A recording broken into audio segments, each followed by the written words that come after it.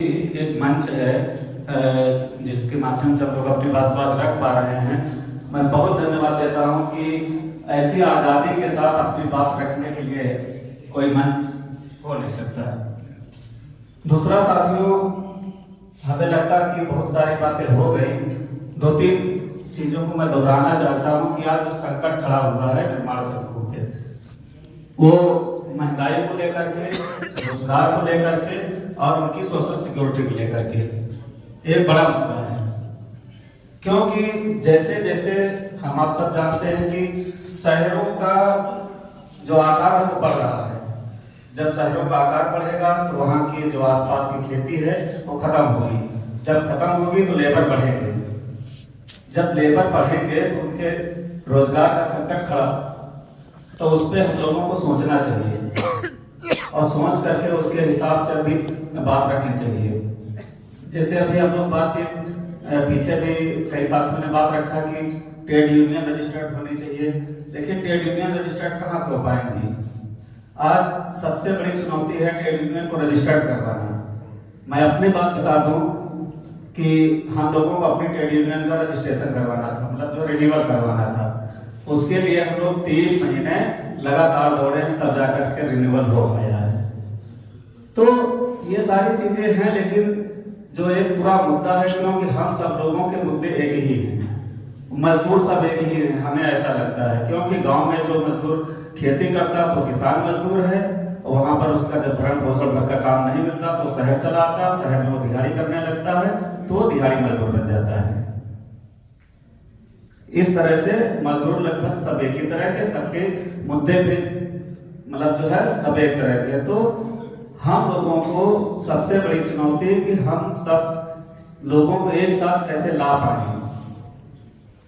अगर इन सब, क्योंकि हम लोग यहाँ पर मंच के माध्यम से तो बड़ी बड़ी बातें कर लेते हैं, लेकिन जब हम अपने गांव में लौट करके जाते हैं तो वहां फिर जातियों में, धर्म में बढ़ करके फिर हम अपने मुद्दे को खुद खत्म कर लेते हैं।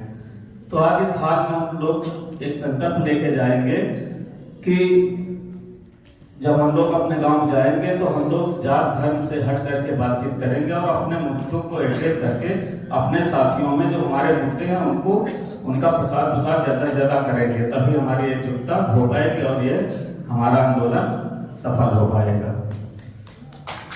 दूसरा, दिहाड़ी मजदूरों के साथ समस्या यह है कि उनका बोर्ड तो बन गया, लेकिन बोर्ड में जो योजनाएं थी उनको धीरे धीरे करके खत्म किया जा रहा है। आज जो मजदूरों के लिए सबसे बड़ा था कि उसमें चिकित्सा सुविधा, तमाम सारी योजनाएं थी जिनको अभी उत्तर प्रदेश में सरकार ने खत्म कर दिया और कहा कि हम सबको जो है आयुष्मान कार्ड देंगे। लेकिन आज भी मुझे लगता है जो पंजीकृत मजदूर हैं बोर्ड में, उनको 2% से ज्यादा लोगों को आयुष्मान कार्ड दिया गया है। उसका ना कोई मान्यता है ना कुछ नहीं, ऐसे जब मर्जी होती है तो 100-200 रजिस्टर्ड कर देते हैं, काम खत्म। उसके बाद में रजिस्ट्रेशन की जो व्यवस्था है इतनी लचर हो गई है और इतना कड़ा कर दिया गया है कि अब मजदूर रजिस्टर्ड होने में भी बहुत दिक्कत हो रही है, रजिस्टर्ड ही नहीं हो पा रहा है। एक सर्वे हम लोगों ने किया था 500 मजदूरों पे, जिसमें से जो लेबर अड्डों पे खड़े हो रहे हैं उनका मात्र 14 से 15% लोग रजिस्टर्ड हैं, बाकी रजिस्टर्ड ही नहीं 500 लोगों में। तो बताइए उनको इसका लाभ कैसे मिलेगा? और जो रजिस्टर्ड भी हैं उनको योजनाओं की बात बता दें तो उत्तर प्रदेश में लगभग 1 से 1.5% लोग ही लाभान्वित हो पाते हैं। बाकी अधिकारी लोग वहीं अपने कार्यालय में बैठ करके उसका जो आवेदन करता है उसको वहीं बैठ करके कैंसिल कर देते, कहते हैं मजदूर हो ही नहीं। जब सोचने की बात यह है कि जब मजदूर रजिस्टर्ड हो गया तो रजिस्टर्ड ऐसे हो नहीं गया, उसको जो आपके अधिकारी हैं, जो लेबर इंस्पेक्टर है, उसने प्रमाणित किया तभी वो रजिस्टर्ड हुआ। जब वो रजिस्टर्ड हो गया तो श्रमिक हो गया, जब श्रमिक हो गया तो उसको लाभ देना चाहिए। आपने कैसे उसका कर दिया? दूसरा, मान लीजिए कि तमाम सारी ऐसी योजनाएं कि जिसको तो जा करके वहां पर वो जांच कर सकते हैं, लेकिन मान लीजिए रजिस्टर्ड हुआ मजदूर और साल भर बाद उसकी डेथ हो गई, तो कौन बताने जाएगा कि ये मजदूर था कि नहीं मजदूर था? उसको आप उसका लाभ नहीं दोगे, ऐसे वो इन सब चीजों से बाहर हो जाता है। तो जो हम लोगों का यहाँ पर एक जो एजेंडा बने, इन सब चीजों को ध्यान में रख करके एजेंडा बनाया जाए, तभी हमें लगता है कि हम उन मजदूरों को अपनी तरफ ला भी पाएंगे, क्योंकि हम उनकी बात करेंगे। अगर उनकी बात नहीं होगी, अभी पिछले सत्र में बात हुई कि मजदूरों को लाभ की बात बताई जाती है।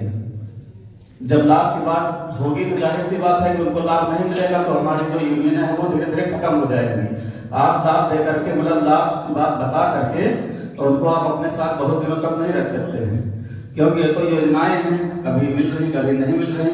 लेकिन जो उनका एजेंडा है उनको मिलना क्या चाहिए, जो उनके अधिकार हैं, उनके अधिकार के बारे में उनका पूरा प्रचार प्रसार हो, तब जाकर के हम लोग इस अपने अभियान को आगे बढ़ा पाएंगे। बहुत बहुत धन्यवाद। थैंक यू संतोष भाई। वाजिब बात है, वो बहुत सारी चीजें हैं वो करने की जरूरत हम लोगों को। हमारे बीच में जो है छत्तीसगढ़ से हैं वीरेंद्र भाई, अपनी बात रखेंगे।